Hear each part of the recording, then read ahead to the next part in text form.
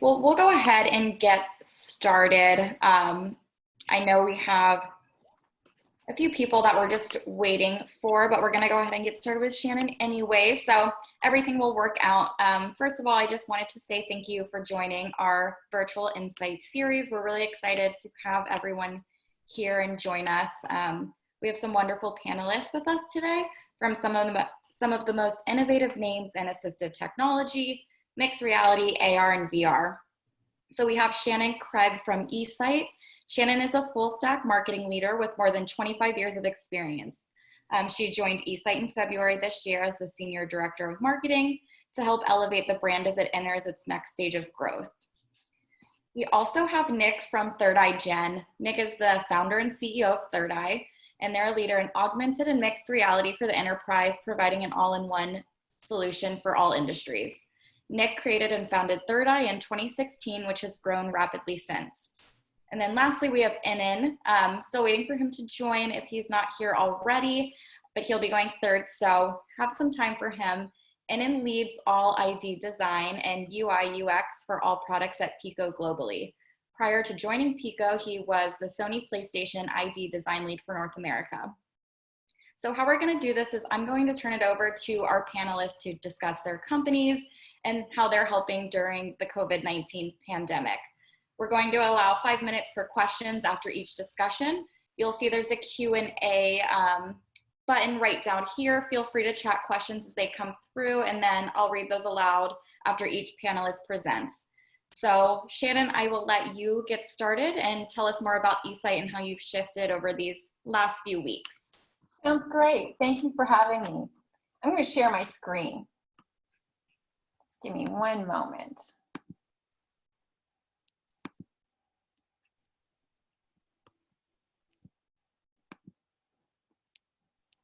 Are you able to see my screen now? Yes. And are you just seeing one slide or? No, we can see it as a presentation. We can see all of the slides. Okay. You know what? Just give me one. I think I've got it now. Perfect. Perfect. Thank you. Okay, great. Well, I'm pleased to be here today. At eSight, we serve people living with low vision and legal blindness. These individuals typically have a visual acuity range of between 2070 to 2800. And what we do is we offer breakthrough electronic eyeglasses that are clinically proven to enhance vision and provide 7 lines of improvement on the doctor's eye chart. Okay. So I thought it'd be nice for you to meet a few of our users to begin with. So eSight is used daily by thousands of people living with low vision, and they have over 24 different eye conditions, including some of the most prevalent ones, such as macular degeneration, Stargardt's disease, and diabetic retinopathy. And what really is exciting about use of the eSight technology is, despite the limited vision of many of our clients, what they're able to achieve.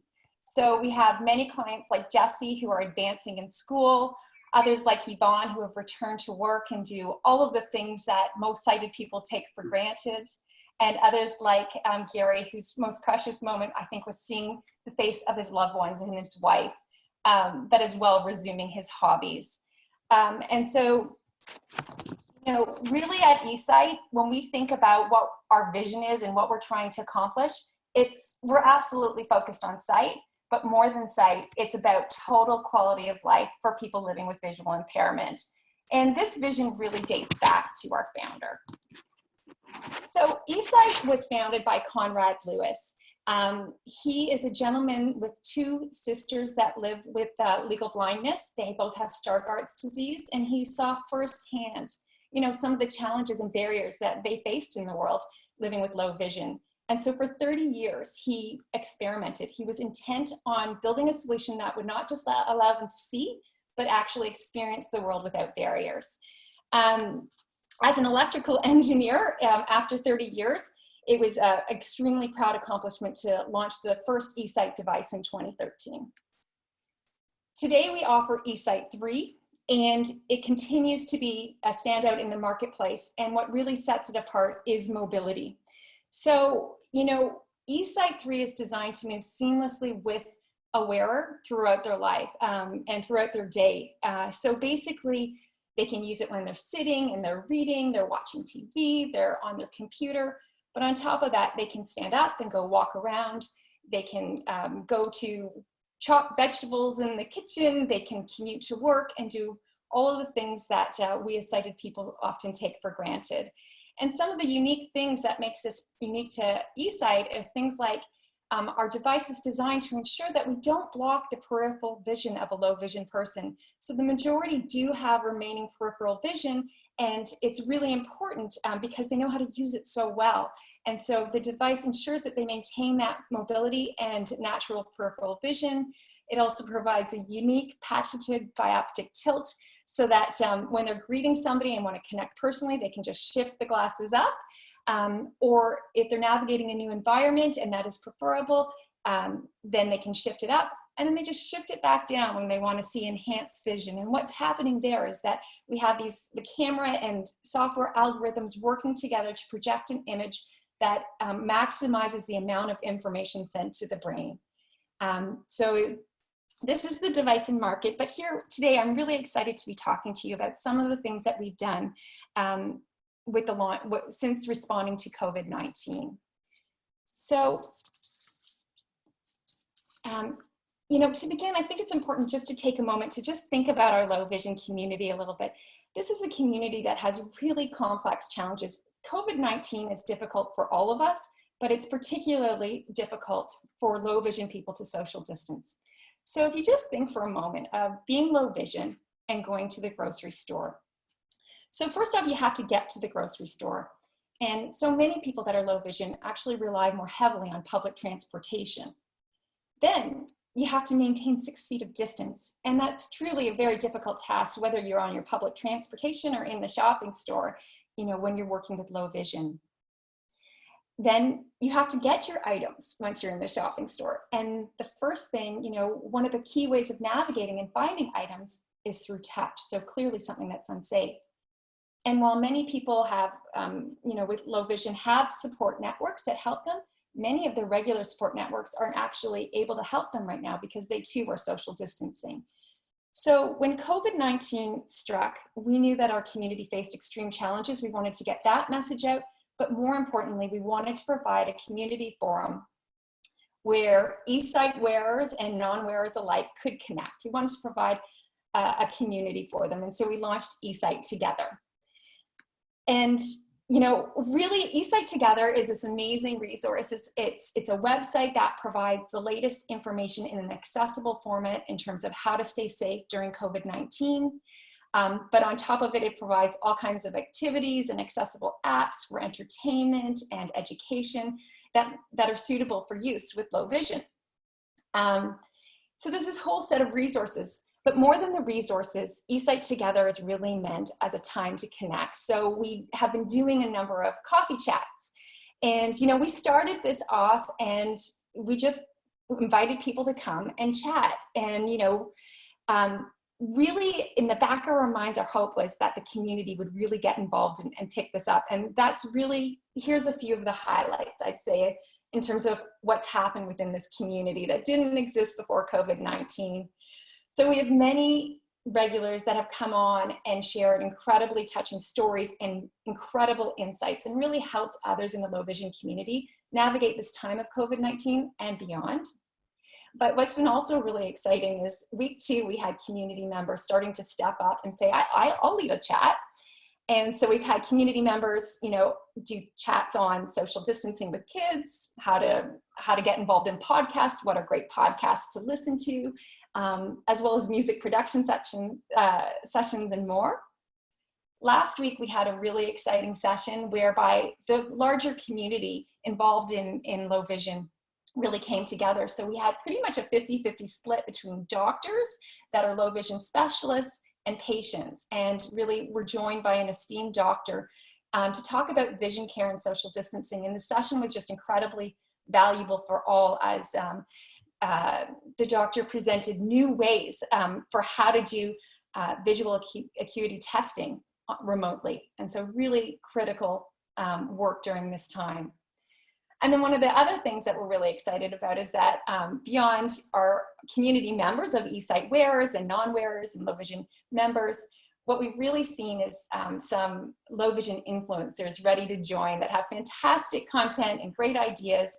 And so we're really looking forward to having Girl Gone Blind, The Blind Life, and Kitchen Confessions coming on soon. And so this is a thriving community. It was one that we launched for COVID-19, but I think it's one that's here to stay. The second program that we launched is eSight Workplace. And, you know, again, pre-COVID-19, we were absolutely working with many low vision people that were using eSight to work effectively and be productive and advance in their career. We were also starting to receive an increasing number of calls from corporations.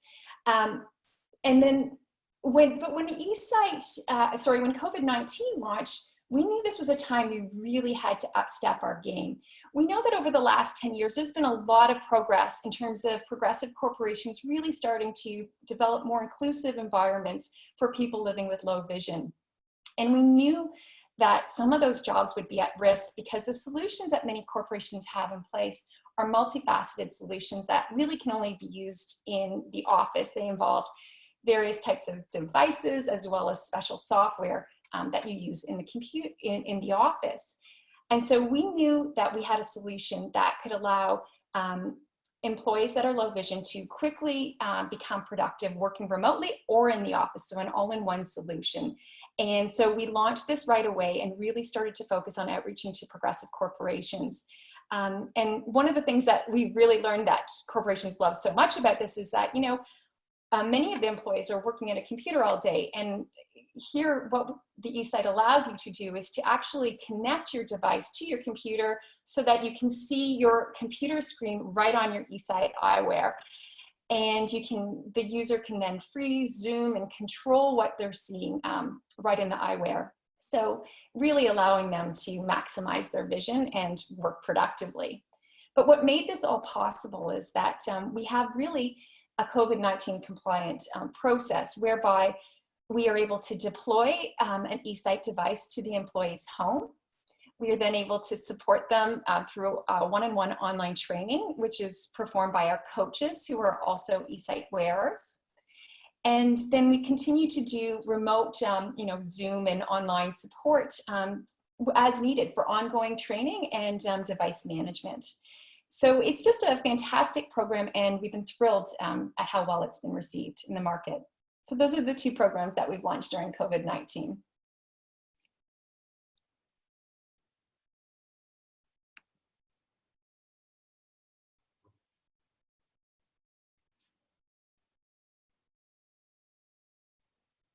Lauren, I believe you're on mute. Can everyone hear me now?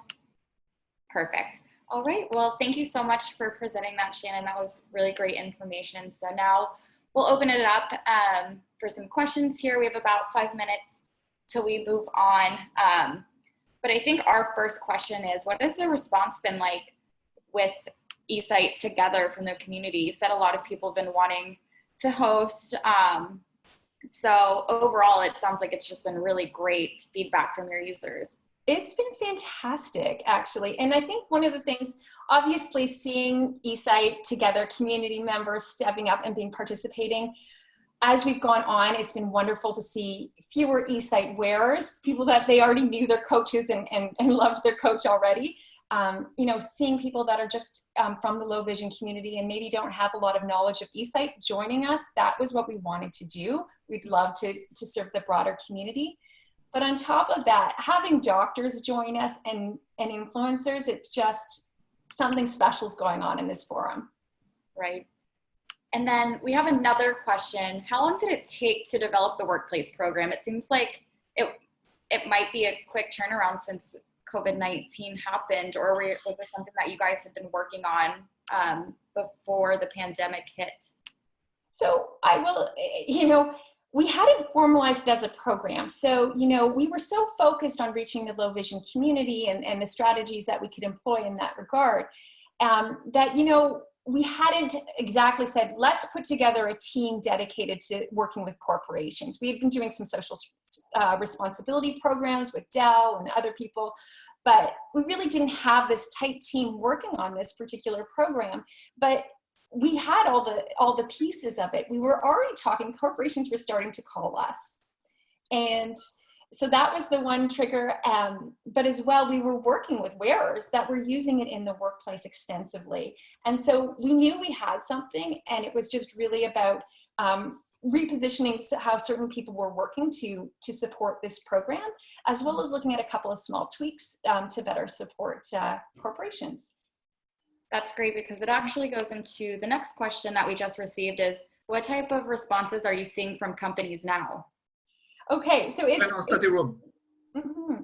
So I would say we're really seeing responses from large organizations, and it's been very exciting. So we are now, in order to deploy the technology and make it a formally accepted process, it's quite an involved process with, you know, when you're working in some more regulated sectors, but we're really excited because we are well down the path of due diligence with a few different corporations, and we actually have our devices in the hands for trial with many users, because there is always this process of, first thing we need to do is, does eSight work for the individual user? So we know, you know, with conditions like wet MD, it works 80% of the time. It doesn't always work. Eye conditions are very tricky.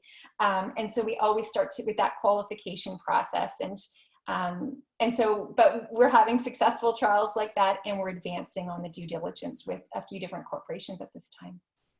So we're super excited.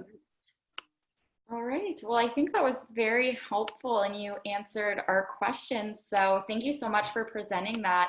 And next, I will go ahead and turn it over to Nick from ThirdEye to give us some background on his company. Thanks for having me. Hi, everyone. I hope you can hear me. Thank you for your time today. I'll just share my screen quickly, and then I'll go through this presentation.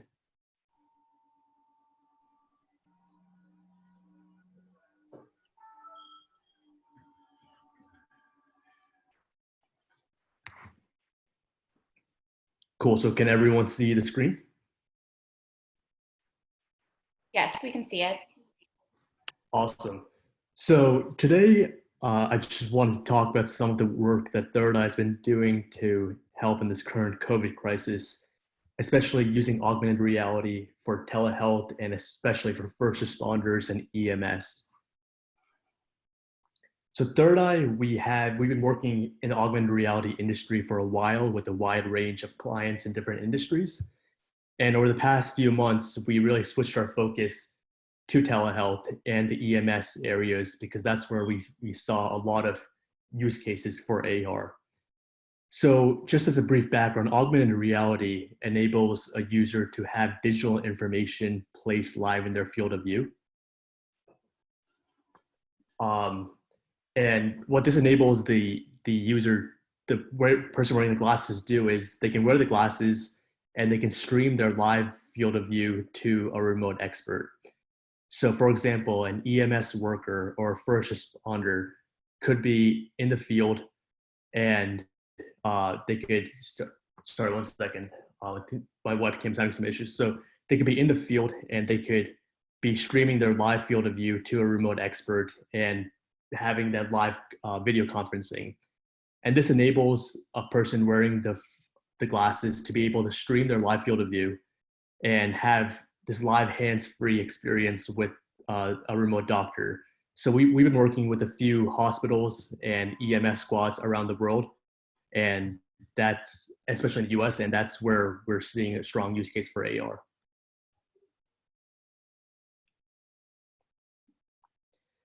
So one of our biggest use cases for AR is thermal imaging.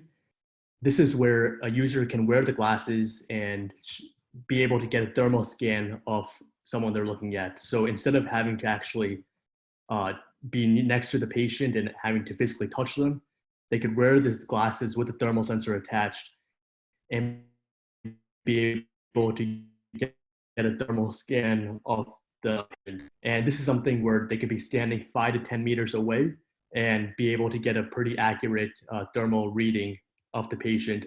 And this enables first responders to be safer in the field and allows them to be more efficient with this thermal reading. So the use cases for AR we're seeing for first responders are it enables them to access critical patient data on scene. So we're one of the first augmented reality glasses that are HIPAA compliant. So we can connect to the hospital database, and when the EMS squad is in the field, they can wear the glasses and be able to bring up patient data and record any patient symptoms directly into the hospital database. An EMS worker could be in the field somewhere and connect to a doctor who could be 100 miles away in a hospital, especially in rural areas. And this is something that enables frontline workers to get access to remote doctors and get that experience for a lot of frontline workers to enable them to diagnose symptoms faster. And they can transmit live audio and video as well as other patient data to doctors and first responders. So the biggest use cases we're seeing are enabling the first responder doctor to be hands-free, and roughly 80% of them need to use their hands while they work, and being able to be hands-free and get any patient data or medical information displayed live in your field of view is really critical. Enables them to be better at emergency training. They can screenshot, record any patient data from the glasses and be able to view that at a later time. So we've been deploying to several first responders and hospitals. So we're working with the Marcus Hook and King of Prussia locations, as well as the DC Fire Department and EMS Squad and NYPD. They're also starting with using augmented reality to help them in this current crisis. Primary use cases are remote assistance and image recognition.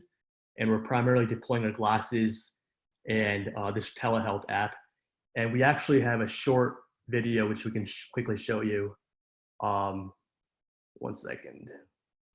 Let me exit, go to here.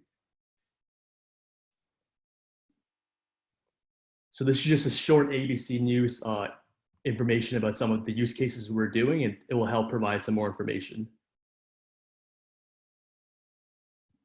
COVID-19 healthcare professionals and their need for goggles. Then there's something called the X2MR glasses. There's something else altogether. They could be a godsend for first responders treating patients. Live at the Marcus Hook Fire Company is Action News reporter Dan Cuellar. Dan, these glasses could be a game changer.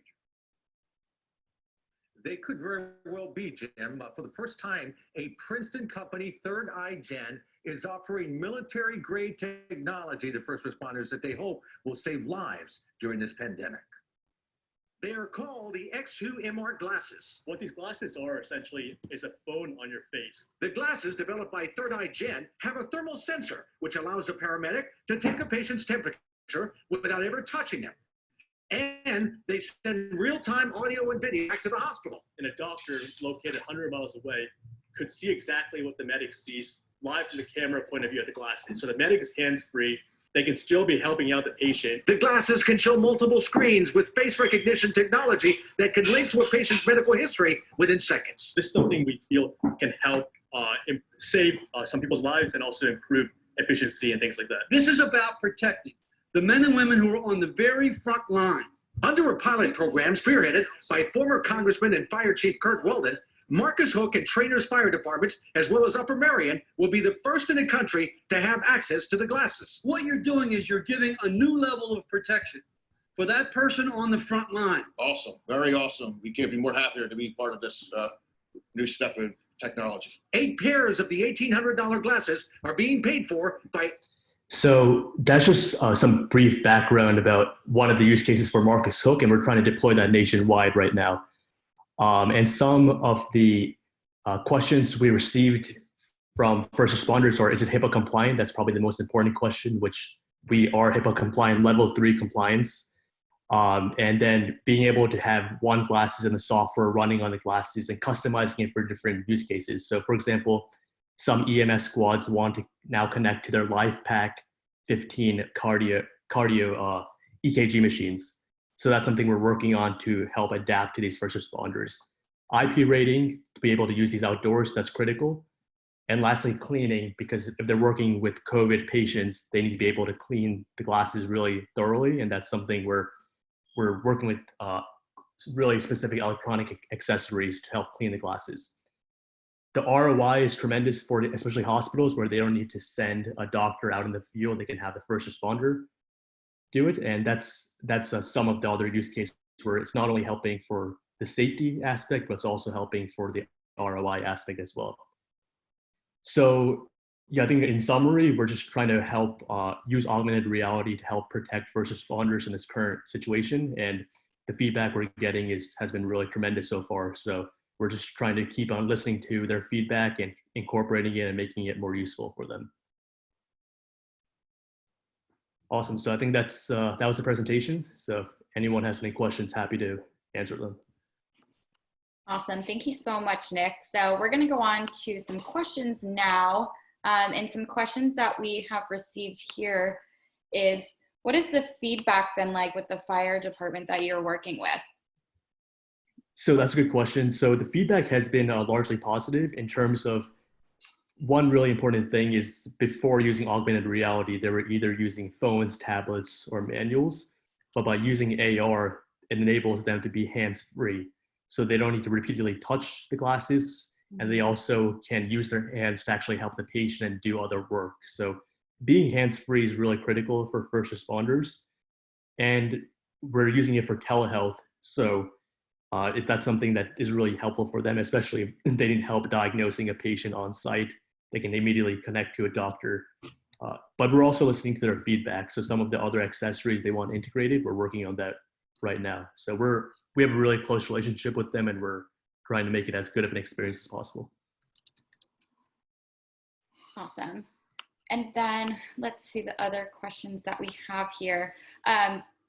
Because you're also a consumer model, how has the production been, and have you been having any issues meeting the demand since you are kind of moving more into this enterprise space? Sure. So definitely we're seeing a tremendous amount of interest nationwide from the EMS squads.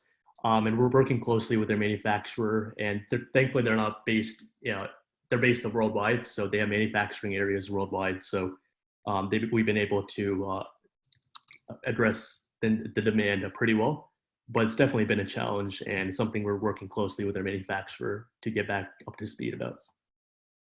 Great. And then lastly, especially now since you're HIPAA compliant, what barriers does this improve for the first responders, the hospitals, the patients, everyone that's kind of involved in what you guys are doing now with the glasses? So I would say there's three really important barriers and use cases they're looking for. One is telehealth and being able to access patient data on site, and being HIPAA compliant means they're able to transmit any patient data on the glasses from a hospital database like a Cerner hospital database. They're able to record patient symptoms, and they're able to basically access patient records, which is really critical for first responder groups. The second is thermal imaging. So this is something that enables them to read a patient's thermal temperature accurately without actually needing to touch the patient. So they can be a distance away and quickly scan a crowd of patients. So thermal scanning is huge. So I would say those are the two biggest applications that we're seeing first responders really using. Great. All right. Well, I think that is it for our questions. Thank you so much, Nick. It's really awesome what you're doing with the technology, and it seems like it'll be extremely helpful as we continue to kind of fight this pandemic across the world. Thank you, everyone. And if anyone has any questions, happy to provide more information. Great. All right. And next, I will turn it over to Enin from Pico so he can give us a rundown of what he's been working on at the company along with their partners. All right, thank you, and thank you for having me. And I'm going to share my screen, and I'm probably going to focus on the two products that we have right now. And I'm going to share the, hold on, let me see. Okay, can you see me now? Okay. So I'm going to share two products that we have right now currently. And these two products actually turns out to be very fit into the current kind of COVID-19 situation, mostly because how we designed the product. When we were doing it, we didn't know, the pandemic is happening, but the material choices that we end up using, the ergonomics that we end up like deciding to go after, I'll explain a little bit. I'm going to share the screen right now, and so let me see. Screen share.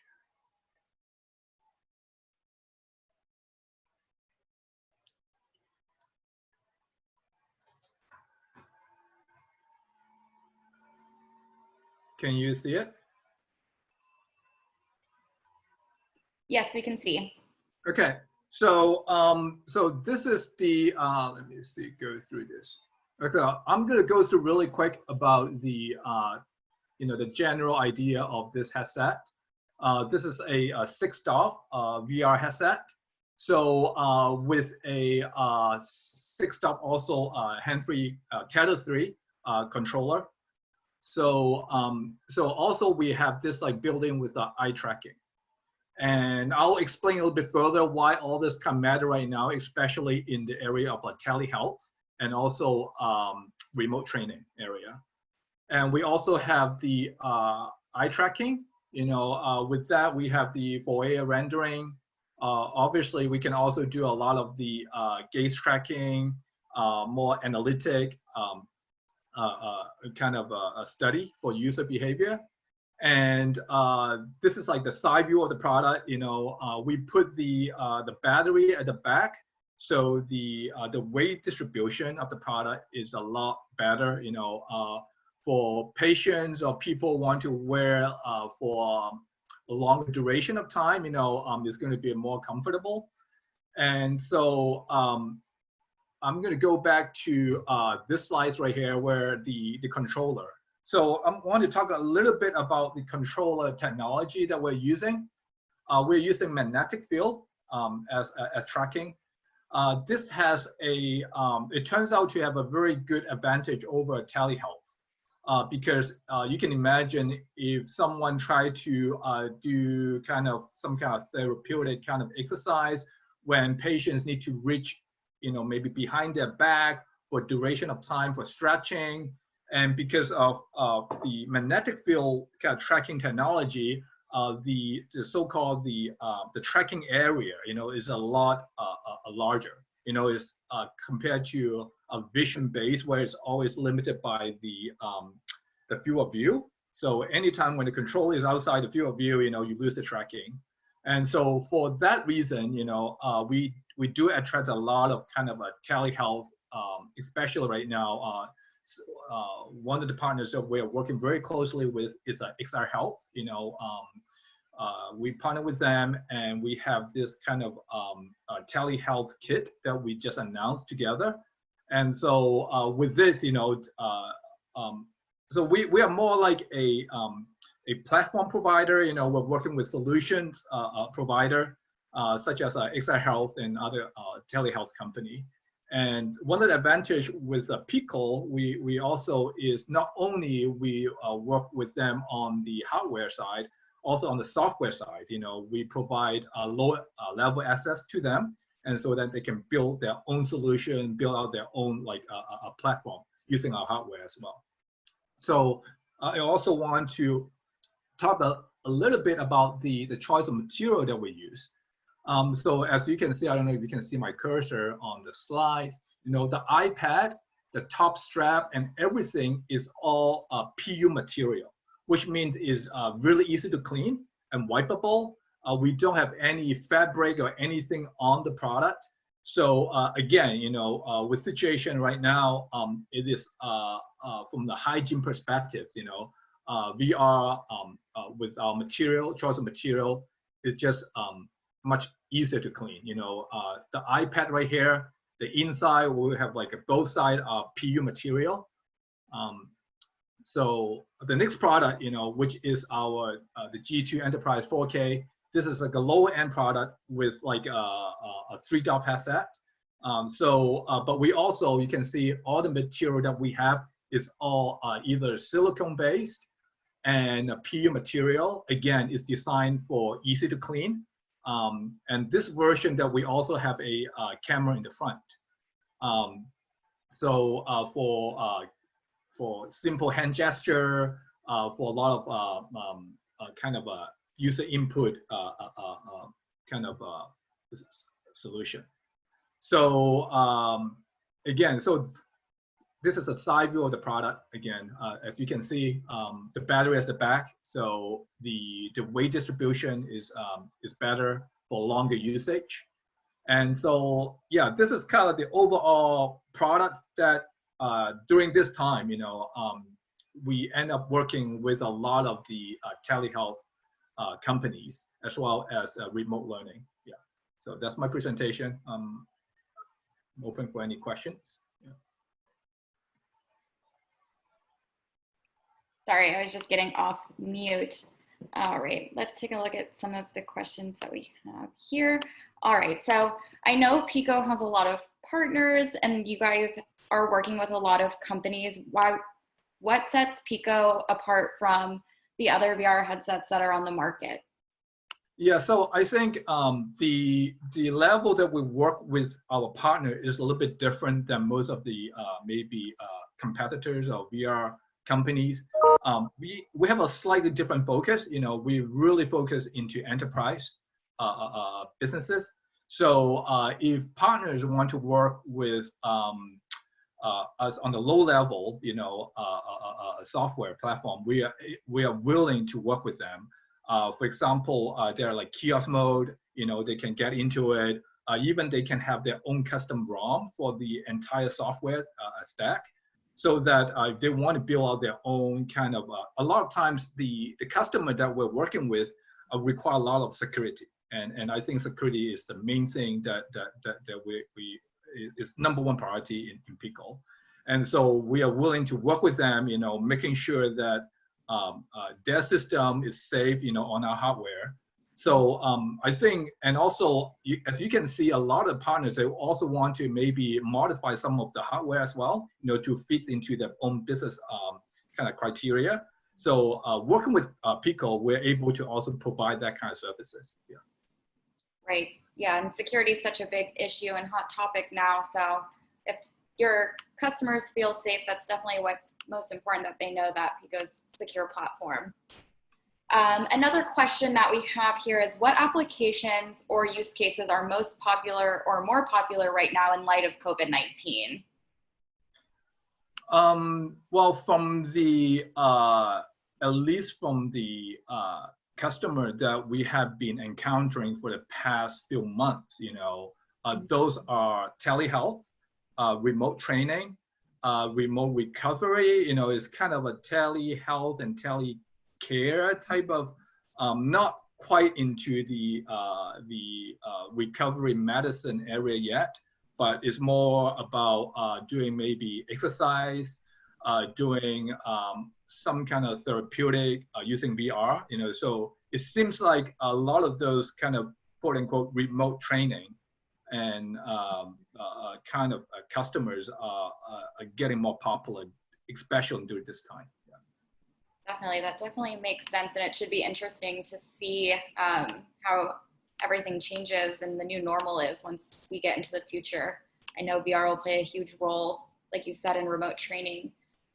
This kind of goes into the next question that we have is, what business verticals is Pico trying to connect on, and what should we expect to see in the future from the company?